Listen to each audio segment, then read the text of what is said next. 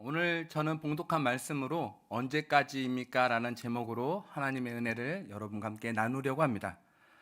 중국 전한시대의 역사가인 사마천이라는 사람이 있는데요. 이 사람이 쓴 사기라는 글에 보면 친구의 유형에 대해서 네 가지를 이야기하고 있습니다. 그 네 가지는 외우, 미루, 이루, 저구, 이렇게 네 가지의 친구를 분류해서 이야기하는데요. 외우는 서로 잘못을 바로잡아주고 노력하는 친구를 말합니다. 그리고 미루는 힘들 때 서로 돕는 그런 친절한 친구를 의미하고, 이루는 노는 데만 잘 어울리는 친구를 가리킵니다.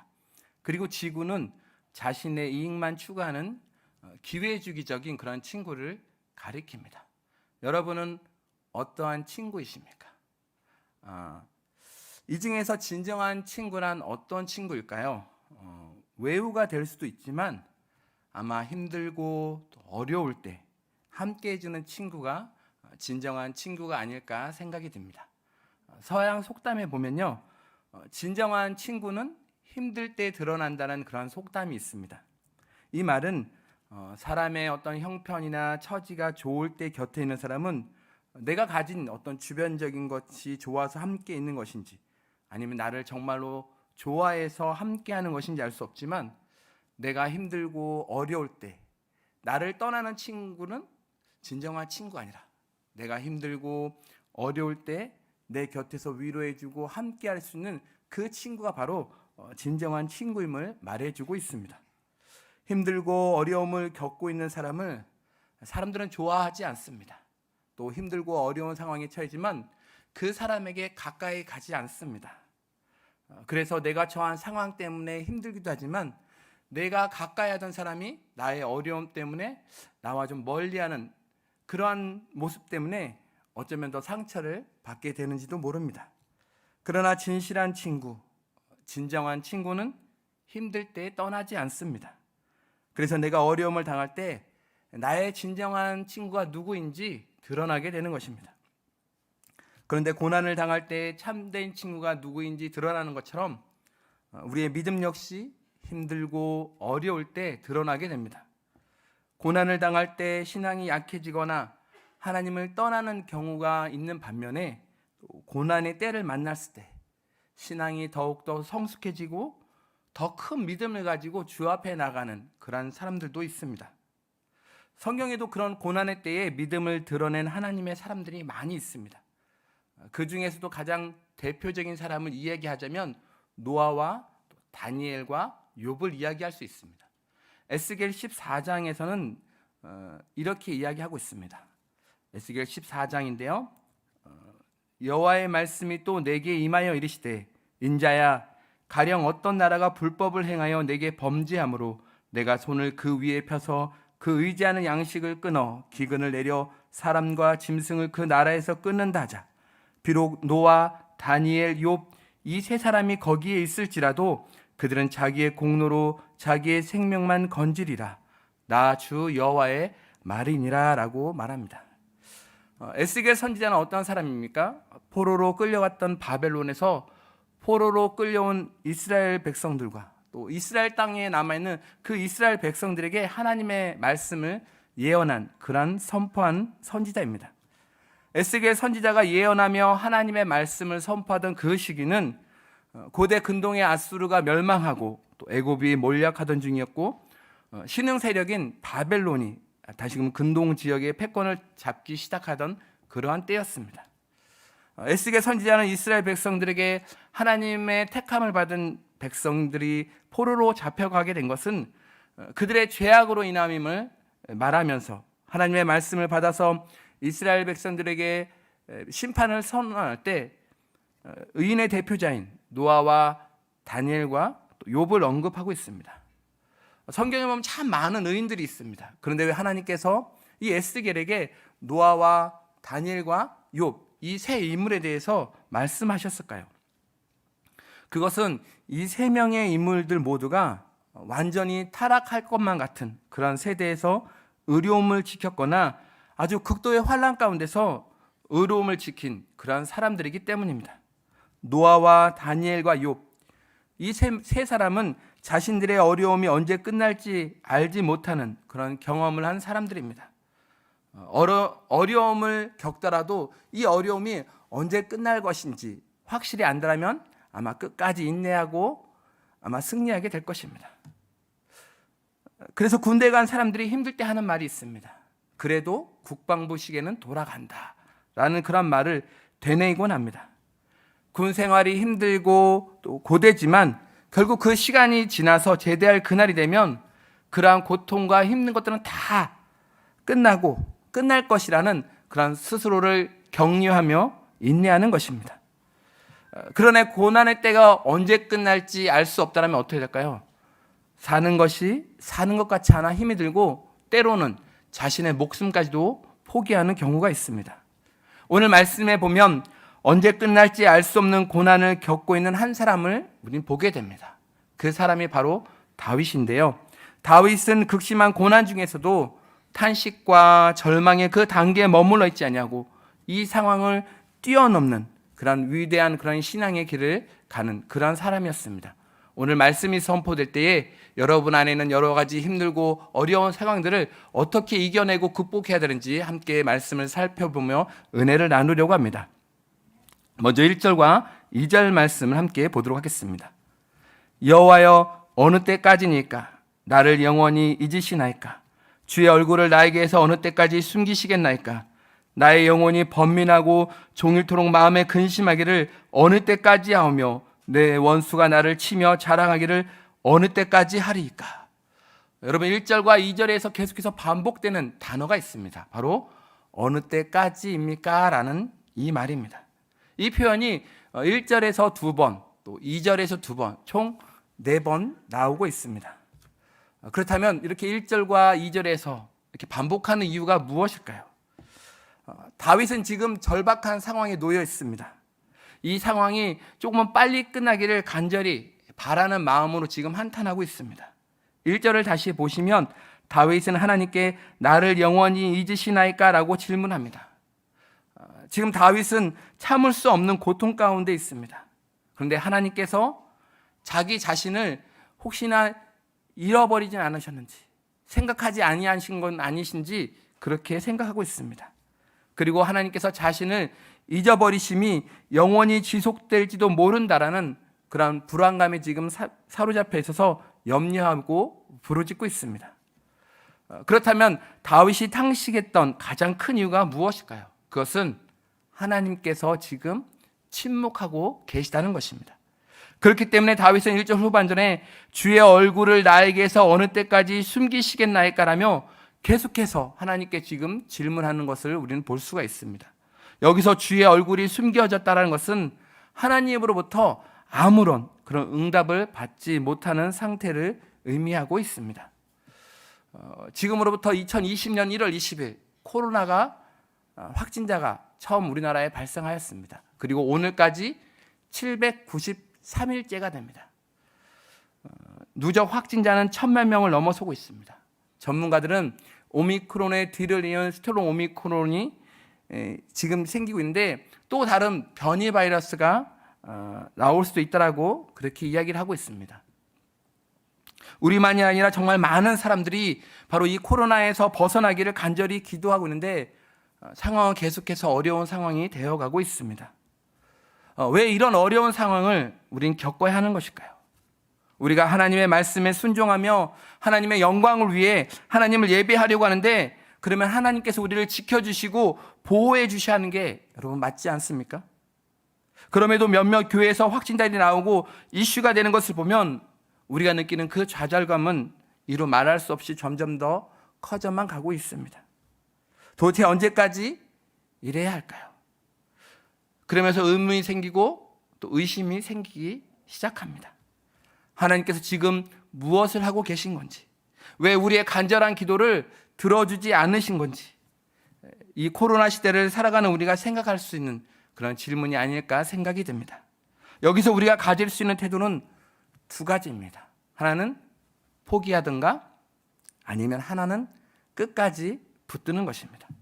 하나님의 도우심을 기다려도 소용이 없다고 하면 포기해야 합니다. 아니면 하나님의 도움을 더욱더 간절히 붙잡으며 기다리는 것입니다.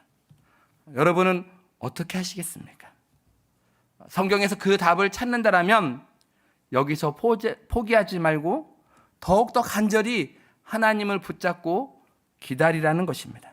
한번 따라해 볼까요? 포기하지 말고 기다리라. 성경은 포기하지 말고 끝까지 인내하며 기다리라라고 이렇게 말씀하고 있습니다. 많은 경우에 하나님께서는 당신의 사람들이 지칠 정도로 아주 오랫동안 침묵하고 계십니다. 요셉은 17살에 하나님으로부터 두 가지 꿈을 꾸게 됩니다. 처음 꾼 그 꿈은 요셉이 형들과 곡식단을 묶고 있는데 요셉의 단은 그림처럼 저렇게 서 있고 형들의 그 단은 그 요셉의 단을 둘러서서 절하고 있습니다. 두 번째 꿈은 해와 달과 11별이 바로 요셉에게 절하는 꿈이었습니다. 이 두 꿈의 공통점이 무엇일까요? 요셉이 존귀한 사람이 되어 다른 사람들이 요셉에게 절한다는 그러한 내용입니다. 분명히 하나님께서는 그를 충분히 높여주실 그러한 계획을 가지고 계신 것이 틀림이 없습니다. 그런데 문제는 현실은 꿈과는 반대로 전개가 되었다는 것이죠. 지금 요셉은 높아지기는커녕 아주 밑바닥까지 낮아져서 애굽의 노예가 되었습니다. 그리고 설상가상으로 너무도 억울하게 지금 강간미수범이라는 치욕적인 제목으로 감옥에 갇히게 됩니다. 그 기간이 무려 13년이나 됩니다. 그 13년 동안 하나님께서는 요셉을 향하여 철저히 침묵하십니다. 단 한 번도 요셉에게 그 앞에 나타나는 상황에 대하여 요셉에게 이야기하지 아니하십니다.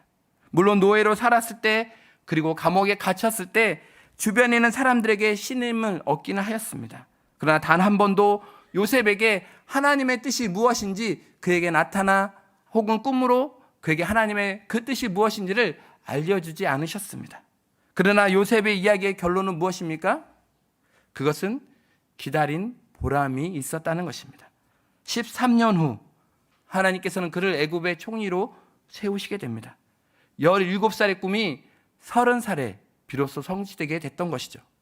만약 요셉이 우리를 향하여 말한다라면 요셉이 우리에게 어떤 말을 했을까요? 아마 이런 말이 아닐까 생각이 됩니다. 여러분, 힘들더라도 포기하지 마십시오.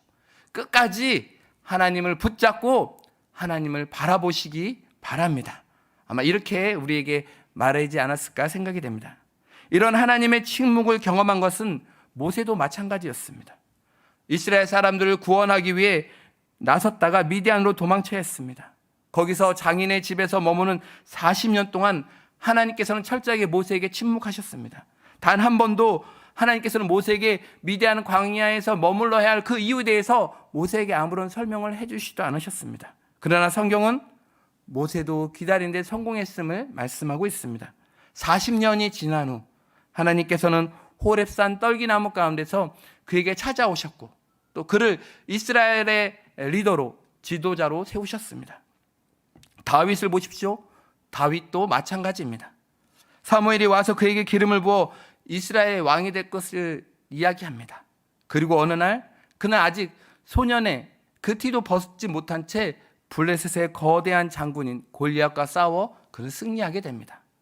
이 일로 그는 하루아침에 영웅이 되었고 돌아오는 길에 사울은 천천히요 다윗은 만만이다라는 그러한 노래하던 이스라엘 백성들을 보면 이제 멀지 않아 다윗이 이 나라를 다스릴 그런 이스라엘의 왕이 될 것이 분명합니다. 그는 사울 왕의 사위까지 되는 그런 승승장구를 하게 됩니다. 그러나 그 후에 죽음 같은 그러한 고통의 세월을 보내야 했습니다. 그가 헤브론으로 가서 유다 지파의 왕이 된 것이 30세입니다. 다윗도 요셉이 견딘 정도의 세월을 견디면서 하나님의 침묵을 그는 경험해야 했습니다. 성경은 우리에게 기다리라고 말합니다. 힘들지만 참고 인내하라고 말씀하고 있습니다. 그러면 반드시 하나님께서 응답할 것이라고 말씀하고 있습니다.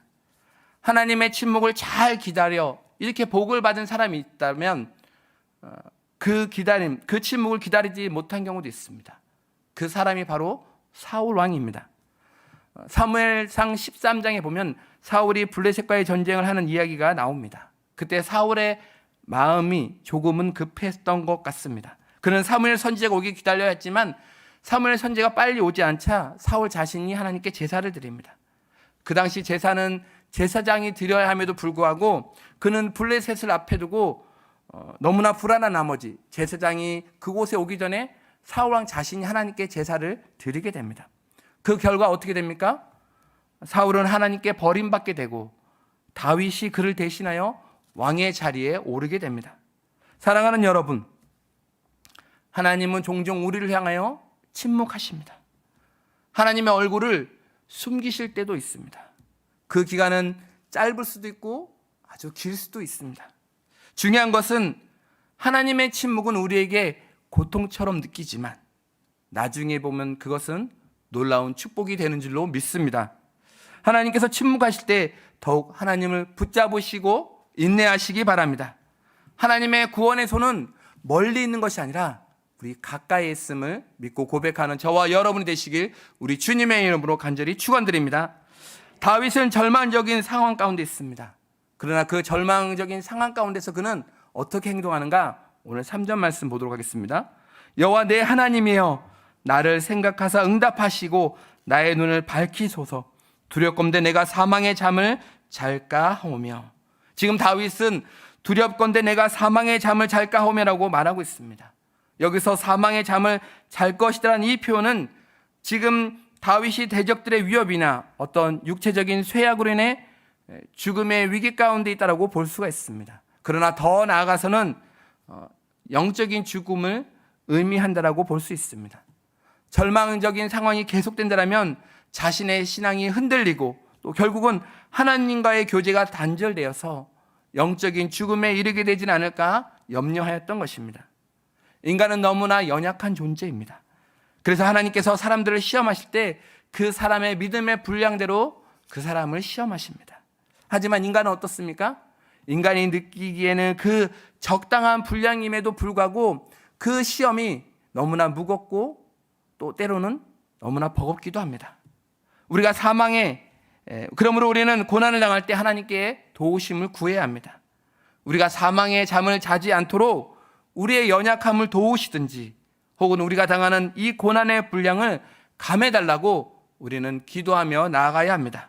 이것은 우리의 믿음의 많고 적음과는 별개의 문제입니다. 아무리 믿음이 좋은 사람도 하나님이 도우시지 아니하면 실족하게 됩니다.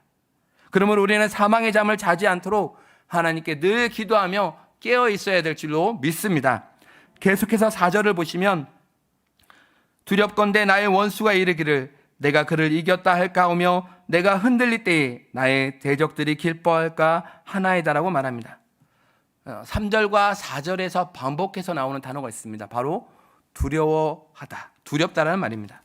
두려움이 자신을 괴롭히는 것은 틀림이 없지만 그렇다고 해서 그가 하나님을 바라보는 그런 믿음을 포기해버렸거나 절망하지는 않겠다라고 그는 결단합니다. 오히려 솔직하게 하나님 앞에 자신의 심정을 있는 그대로 토로하면서도 하나님께 찬송과 또한 기도를 올려드리고 있습니다. 어떻게 이러한 반전이 일어났을까요? 다시 우리 3절 말씀으로 되돌아가겠습니다. 3절입니다. 여호와 내 하나님이여 나를 생각하사 응답하시고 나의 눈을 밝히소서. 다윗은 지금 자신의 눈을 밝혀달라고 기도하고 있습니다. 어두워진 영적의 눈이 밝아져서 더 이상 좌절 가운데 있지 아니하고 하나님의 얼굴을 바라보며 하나님의 뜻을 알게 해달라고 그는 지금 간구하고 있는 것입니다. 왜냐하면 고난의 현실 속에서 사람의 눈이 어두워지게 되면 바른 길을 알 수가 없습니다. 또 방황하며 믿음 없는 행동과 또 믿음 없는 말을 하게 됩니다. 다윗은 항상 하나님을 바라보는 그런 믿음을 가지고 있었습니다.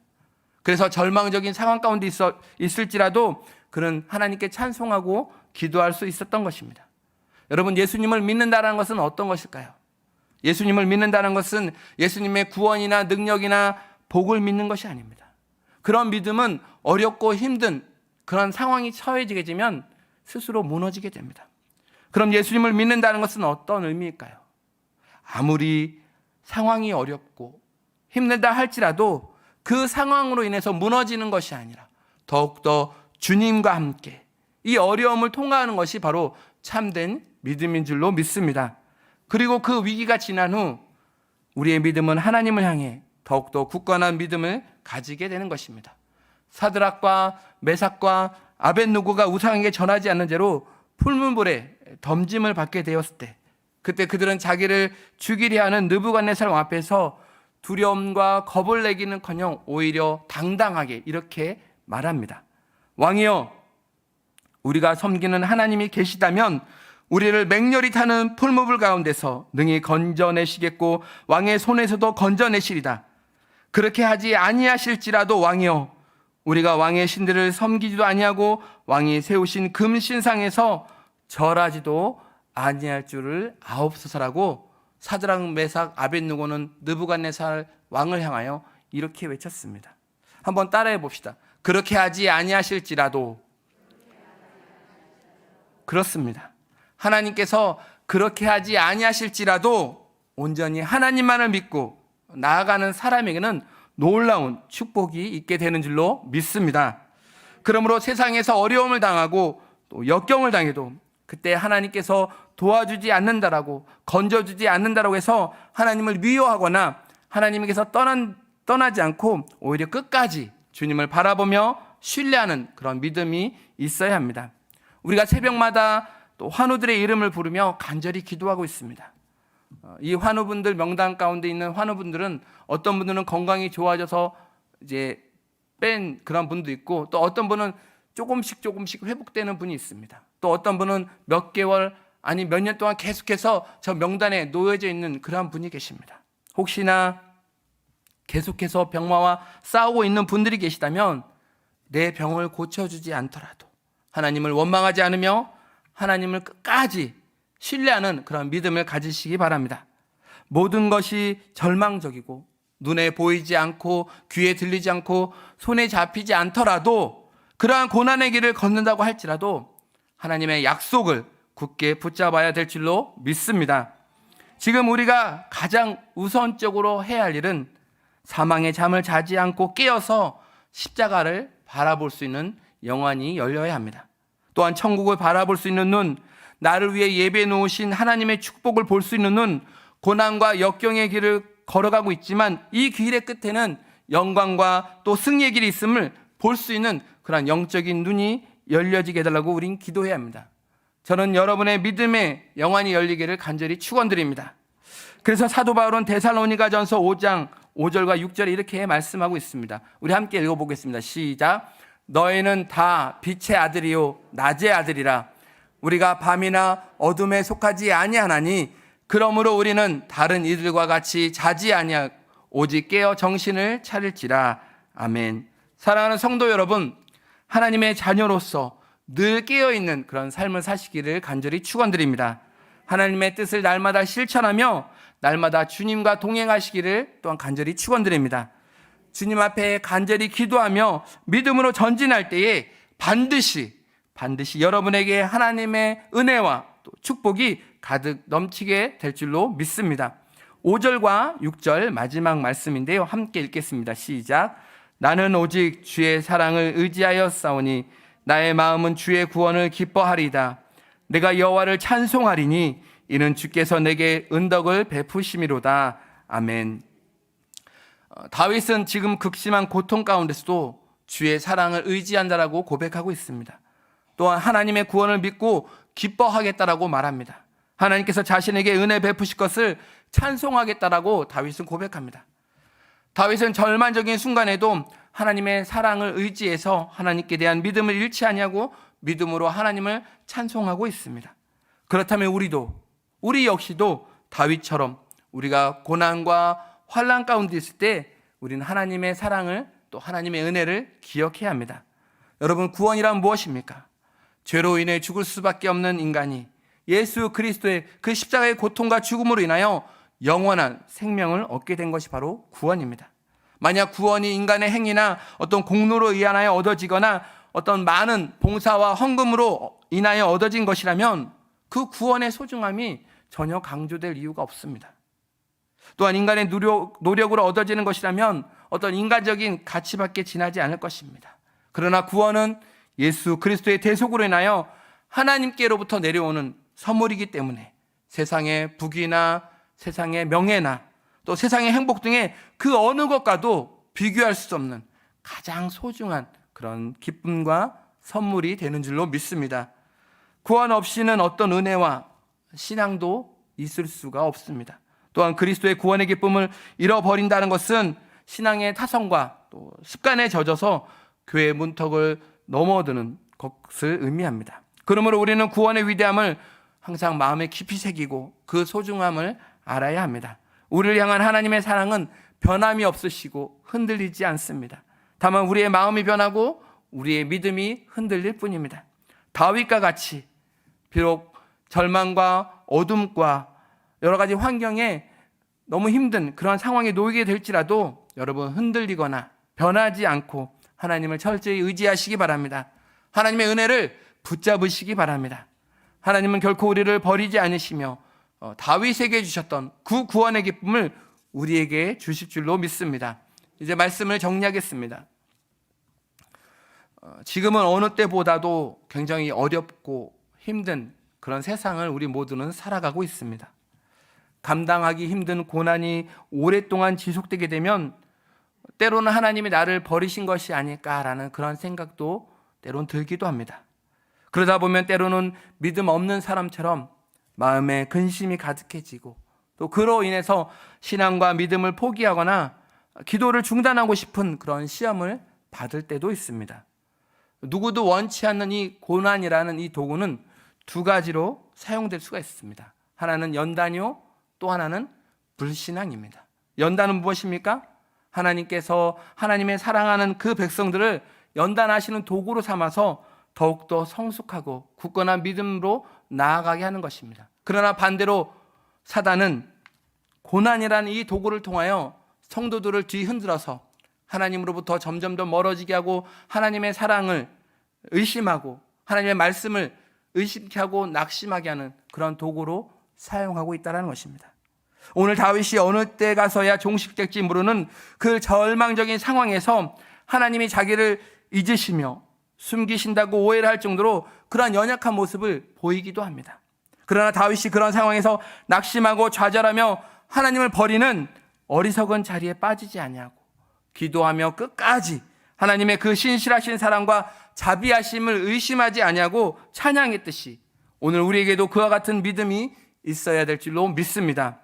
더욱 하나님을 신뢰하는 믿음과 또 구원의 감격과 기쁨으로 인하여 불평과 여러분 원망을 감사와 찬양과 또 믿음으로 더욱더 굳건하게 나가시는 저와 여러분이 되시길 우리 주님의 이름으로 간절히 축원드립니다. 기도하겠습니다.